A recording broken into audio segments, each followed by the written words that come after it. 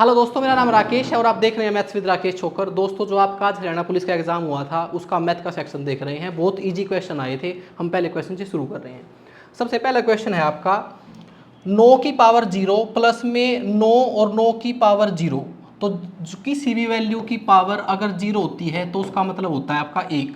तो यहाँ पर 9 की पावर 0 का मतलब हो गया आपका 1 प्लस में ये है आपका 9 और इसके ऊपर पावर लगी हुई है 9 और इसकी भी पावर ऊपर 0 है। अगर 9 की पावर 0 है तो ये भी यहाँ पर आपका 1 में कन्वर्ट हो गया है। तो 9 की पावर 1 और किसी भी वैल्यू की पावर 1 होती है तो वो 9 ही रहेगा। 9 प्लस 1 10। आपका आंसर जो है इसका 10 आ गया है। चलिए नेक्स्ट क्वेश्चन पे चलते हैं। अगला क्वेश्चन आपका टाइम एंड वर्क का है। क्वेश्चन में बोला गया है कि 15 जो औरतें हैं वो 10 आदमी दोनों अलग अलग काम करें तो एक काम को 55 दिन में कर लेते हैं। तो बीच में लगा हुआ है और। इसका और का मतलब क्या है? और का मतलब ये है अगर 15 औरतें काम करें तो वो भी 55 दिन में कर देंगी और अगर 10 आदमी काम करें तो वो भी 55 दिन में कर देंगे। तो ऐसे में हम ये बोल सकते हैं कि 15 वुमेन का जो काम है ना वो 10 मैन के काम के बराबर है।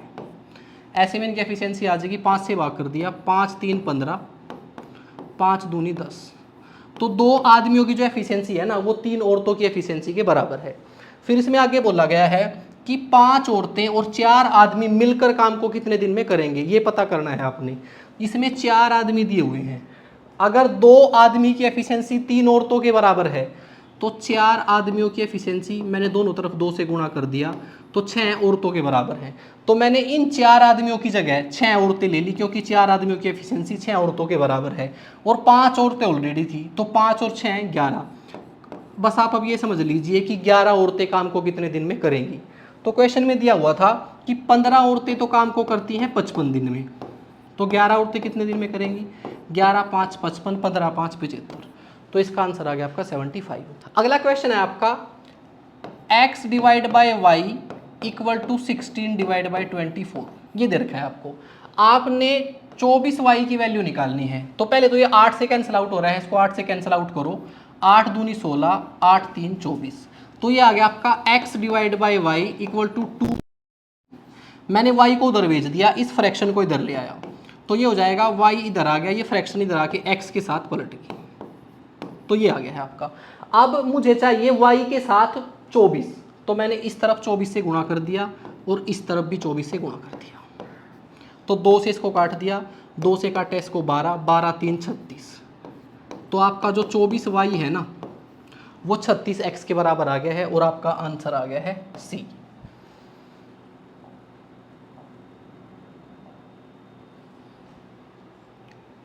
ये आपका क्वेश्चन सिंपल इंटरेस्ट का है। क्वेश्चन में दिया गया है यदि किसी निश्चित धनराशि पर 2 वर्ष का साधारण ब्याज राशि का 5वां भाग है, इसका मतलब 1/5, ये आपका मूलधन है और ये आपका ब्याज है। तो आपका जो धनराशि थी वो 5 यूनिट थी और जो ब्याज है वो 1 यूनिट है और ये एक ब्याज जो है ये कितने वर्षों का है? ये है आपका 2 वर्षों का। तो मैंने 1 वर्ष का ब्याज निकाल लिया। पहले 1 वर्ष का ब्याज आ जाएगा आपका 1/2। ये आपका 1 वर्ष का ब्याज है। आपने निकालनी थी दर। दर कैसे निकलती है? 1 वर्ष का ब्याज बटे में मूलधन और गुणा में 100।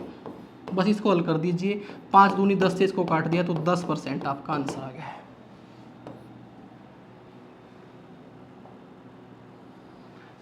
अगला क्वेश्चन है आपका, ये जो आपका एक घनाभ आकृति होती है उसका वॉल्यूम पूछा गया है जिसकी लंबाई 5, चौड़ाई 3 और ऊंचाई 4 सेंटीमीटर है। तो उस घनाभ का आयतन निकालो, यानी कि वॉल्यूम निकालना है आपने। घनाभ का वॉल्यूम निकलता है लंबाई गुणा चौड़ाई गुणा ऊंचाई। तो आपकी लंबाई है 5, चौड़ाई है 3 और ऊंचाई है 4। बस इनको गुणा कीजिए, आंसर आ गया 15 3 3 5 15, 15 चौके 60 क्यूब सेंटीमीटर आपका आंसर आ गया है। तो इसका आंसर है आपका ए। चलिए नेक्स्ट क्वेश्चन पे चलते हैं। आपका अगला क्वेश्चन है इफ ए की वैल्यू है आपकी -1 और बी की वैल्यू है 3, तो आपसे पूछा है ए प्लस में बी का होल स्क्वायर। कुछ नहीं करना है, ए और बी की वैल्यू पुट कर दें। ए है आपका -1 और बी है 3 और इसकी पावर है 2। इसको हल किया, अंदर 2 आ गया है, 2 की पावर 2 होता है आपका 4। तो आपका आंसर आ गया है 4। अगला क्वेश्चन आपका मिश्रण का है। दूध और पानी के एक मिश्रण में दूध और पानी का अनुपात 3:1 है। मिल्क और वाटर का जो रेशियो है ना वो है 3:1। और आपको ये बताया गया है कि जो मिश्रण है ना वो 10 लीटर का है, तो आपको पानी की मात्रा बतानी है। आपका कुल मिश्रण यहाँ पर 4 यूनिट है और इसकी वैल्यू है 10 लीटर, तो 1 यूनिट की वैल्यू आ जाएगी आपकी 10/4 यानी कि 2.5 लीटर। इतना पानी है, यही आपका आंसर है। तो इसका आंसर आ जाएगा बी। एक और क्वेश्चन है साथ में आपका, इसमें दिया हुआ है x+2 divide by 5 equal to x-1 divide by 2 और आपने x की वैल्यू निकालनी है। x+2 divide by 5 equals to x-1 divide by 2। Cross multiple कर देंगे इसको, ये हो जाएगा 2x + 4 बराबर है 5x माइनस में 5। ये 2x उधर चला गया, 5x में से घट गया तो 3x आ गया, ये इधर आके जुड़ गया 9 हो गया, 3 से इसको भाग किया तो x की वैल्यू आपकी 3 आ गई है। तो इसका आंसर है आपका 3। चलिए नेक्स्ट क्वेश्चन पे चलते हैं। अगला क्वेश्चन है द HCF ऑफ 16 और 24। इसका HCF निकालना है। HCF क्या होता है? वो बड़ी से बड़ी संख्या जो इन दोनों संख्याओं को भाग कर दे, और वो संख्या है आपकी 8। तो इसका HCF हो जाएगा आपका 8। एक आपका एवरेज का क्वेश्चन और दिया हुआ है। यदि एक परिवार में 3 लड़कियों की औसत आयु 4 वर्ष है तो उनकी आयु का योग बताओ। सम कैसे निकलता है? एवरेज और जितने नंबर ऑफ पीपल होते हैं उनकी गुणा कर देते हैं, तो 3 चौके 12, तो इसका आंसर आ गया आपका 12 वर्ष। एक क्वेश्चन और दिया हुआ है, बड़ा ही इंटरेस्टिंग क्वेश्चन है ये। 9 से 54 के बीच ऐसी कितनी संख्याएं हैं जो 9 से पूर्णतः विभाज्य हैं परंतु 3 से भाग नहीं होती? ऐसे कोई भी संख्या नहीं हो सकती कि जो 9 से भाग हो जाएगी और 3 से नहीं होगी, क्योंकि 9 ऑलरेडी ही 3 से भाग हो रहा है। तो इसका आंसर होगा ऐसी कोई भी संख्या नहीं होगी। चलिए आगे चलते हैं। एक क्वेश्चन है आपका द वैल्यू ऑफ 2 की पावर 3 प्लस 10 की पावर 3। बस इसको हल करना है। 2 की पावर 3 आपका 8 होता है और 10 की पावर 3 आपका 1000 होता है। इनको जोड़ा तो आपका आंसर आ गया है 1008। यहाँ पर एक x की वैल्यू निकालनी है। 3/4 माइनस में 5/x बराबर है 7/x। ये उधर चला जाएगा, ये हो जाएगा 3/4 बराबर है 7/x प्लस में 5/x। तो इसको आगे हल कर रहा हूँ, एक बार देखें तो ये हो जाएगा 3/4 बराबर है, बेस इक्वल है, ऊपर वाले डायरेक्टली जुड़ जाएंगे, ये आ जाएगा 12/x। तो 3 चौके 12, क्रॉस मल्टीपल किया, x की वैल्यू आ गई आपकी 16। तो इसका आंसर है आपका 16। चलिए आगे चलते हैं। एक और क्वेश्चन है आपका। क्वेश्चन में दिया हुआ है 28 सेंटीमीटर व्यास वाले एक पहिया 880 सेंटीमीटर की दूरी कितने चक्कर में तय करेगा? पहले हम ये देखते हैं पहिया जब एक चक्कर लगाएगा तो वो कितनी दूरी तय करेगा। पहिया एक चक्कर में उतनी ही दूरी तय करेगा जितनी उसकी परिधि होगी। और परिधि कैसे निकलती है? परिधि निकलती है पाई मल्टीपल डी। पाई का मान आपका 22/7 होता है और डी मतलब व्यास जो आपको 28 दे रखा है। तो 7 4 28, 22 चौका 88। पहिया जब एक बार घूमता है ना तो 88 सेंटीमीटर की दूरी तय करता है। तो कुल दूरी तय करानी हमने 880 बटे में 88, इसको इससे काट दिया तो इस तरीके से पहिया 10 चक्कर लगाएगा और इसका आंसर आ गया आपका 10। चलिए नेक्स्ट क्वेश्चन पे चलते हैं।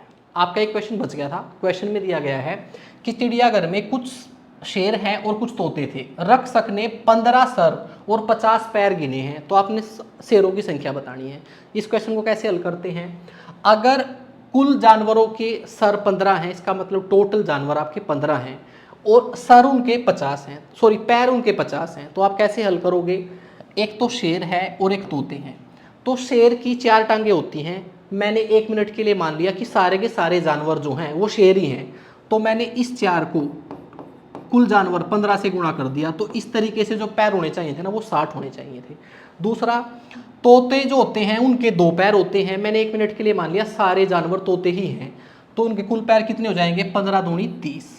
लेकिन ना तो क्वेश्चन में 30 पैर बता रखे हैं ना 60, क्वेश्चन में बता रखे हैं 50।